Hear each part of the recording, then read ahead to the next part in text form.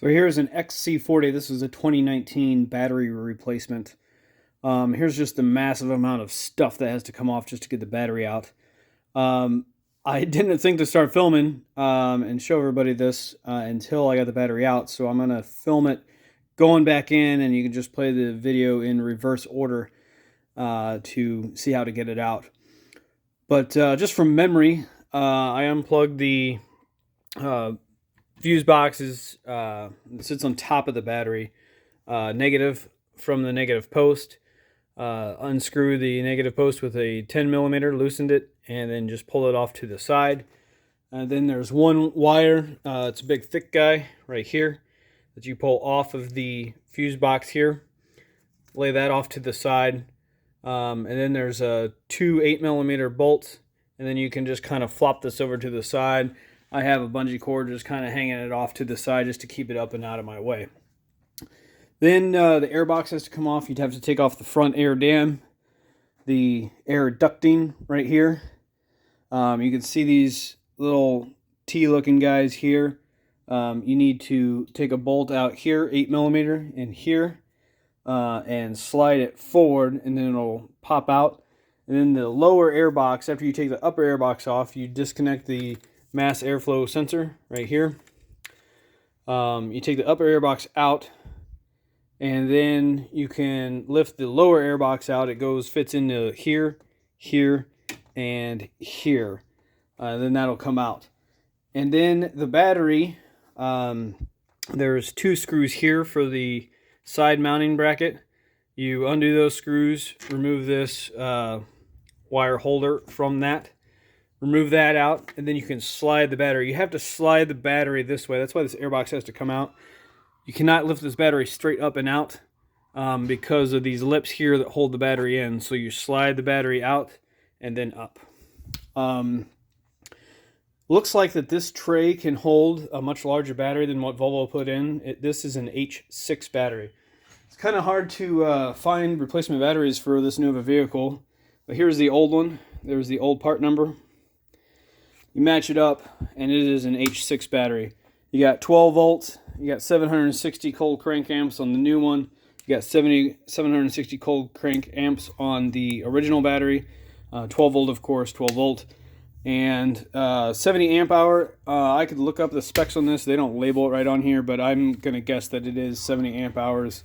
Typically, H6s are 70. H7 are somewhere around 80 amp hours, and H8, H9s get around 90 to 100 amp hours. So could have put a bigger battery in here, but if I did that, I'd have to recode the car, and I don't have Volvo software. I have BMW software to do that, but not for Volvo. So I went with a direct like-for-like replacement on this.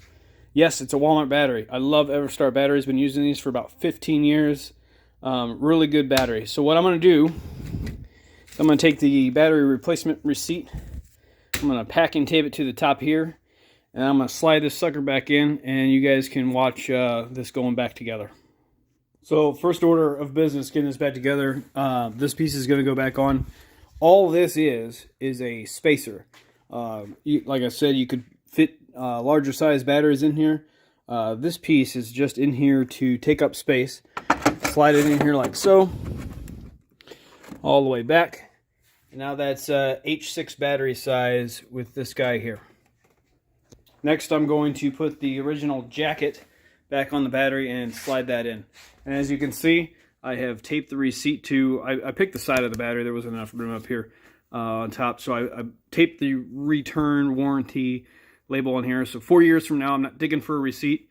It's taped right to the battery just in case it goes out before the 4-year warranty. All right, battery is slid into place with its jacket on. This is that side bracket that I'm talking about. These two 8mm bolts just go right down here in these two screws here. So I'm going to put that in place right now. Okay, that piece is back in. And also, I don't think I mentioned this when this comes off. You're going to want to take this 10mm nut off right here of this main wiring harness just to get this off and out of the way so the battery can slide out this way. So that is back on. The metal side bracket is back on. You can start to see now how the top main power fuse box kind of lays on top of this battery, and it bolts to here and here. That was part of that bracket that I just put on. Next, I'm going to get the lower airbox back in. Lower airbox is back in. It is 2 8mm bolts on either side here. When you're taking this off, once you take those bolts out, you got to slide this thing forward towards you and then up. You'll notice going back in, like I mentioned, there's those T-looking indentations, cutouts of the front clip here. Make sure that you set them down. It's right here. Oh, fingers in the light. Right here's one of them. As you go along, you can't see them. Oh, here's another one. But there's like it's like 4 of those guys. Just make sure you seat it in there and push it back. It'll kind of lock in, and these holes will line up. And you bolt that down, and then just push the lower airbox into its 3 little riveted areas, grommeted areas, excuse me. And then your, what is this? That's your radiator coolant bleed off line. Kind of sits in here too, and you'll have to feed that back in. And these things are just plastic pressed on. I'm sure I'm going to be dealing with that in the years to come. Anyway, I'm going to do the upper airbox next to get that on. Okay, the upper airbox is back on. You just need to have a 7mm nut driver to get that hose clamped down. And these are T25 Torx going all the way around. Make sure you got your air filter back in before you put that top box back on. Then there's a little wire holding job over here on the upper airbox that you'll need to put back on as well. Next, I'm going to get the upper cowl back on. Upper air dam, and you might not have seen these before. These push pins here, the one to the right is what you do to get it out, and then the one to the left is how you get it reset it to go back in. You can see that I have reset all these. The pins are pushed up here, but when they're sitting in here, you just push the pin down, push the center pin down like that one on the right here. The cap will come loose, and then you can just pull them right out. And then you need to, so I can do this with one hand, reset it so they're up like that. So I'm going to line this upper air dam up to here and put those pins back in. Properly installed, these pins just need to be flush with the top up here. Pretty nifty little design there. I saved these two so you guys could watch it. You literally just take this pin and push it down until it's flush. That one popped, this one didn't. I'm going to pull this one back out, but anyway, it should pop just like this one did over here. After I figure that out, I'm going to go on to putting this battery main fuse box back on top of this battery. Oh, one last thing before I cover this up. See how this says 11/21?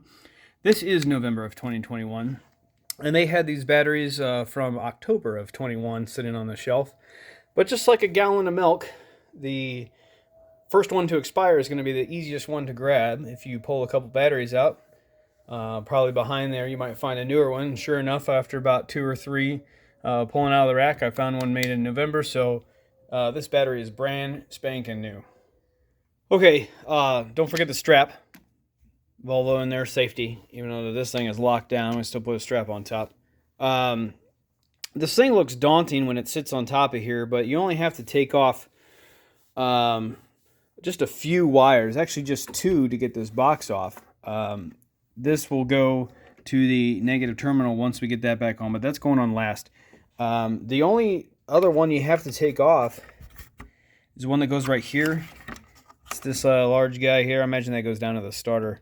Anyway, that guy will just go right there, and then this positive terminal will hold it on to the battery, as well as 8mm screws we're going to put in here and here. So I'm going to go ahead and get that all down, and I'll get back with you. Okay, there it is. The starter lead is back on, 13mm. This is tightened back down, 10mm. Don't go crazy on that, just nice and snug. And I'll put that back down.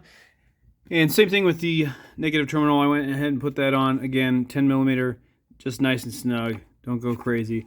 Make sure you plug in this negative clip that goes into this high amp fuse box back in as well. Now it is time to fire this sucker up. All done. It's not the easiest battery in the world, but I've done harder. You could do a Volkswagen Touareg. It's underneath the driver's seat. That's a lot of fun. This one wasn't too terrible. H6 battery. Now what you need to do is do a battery reset It basically just tells the computer you put a brand new battery in it. I think the computer, one, it'll reset the miles of the battery, and two, I think it changes the charging rate since it's a brand new battery. I'm not going to get into that. This is just how to mechanically change it. You can search the other YouTube videos. If I can find one, I'll put it in the link on the description of this video on how to reset the battery in these. That's it. Hope you enjoyed it.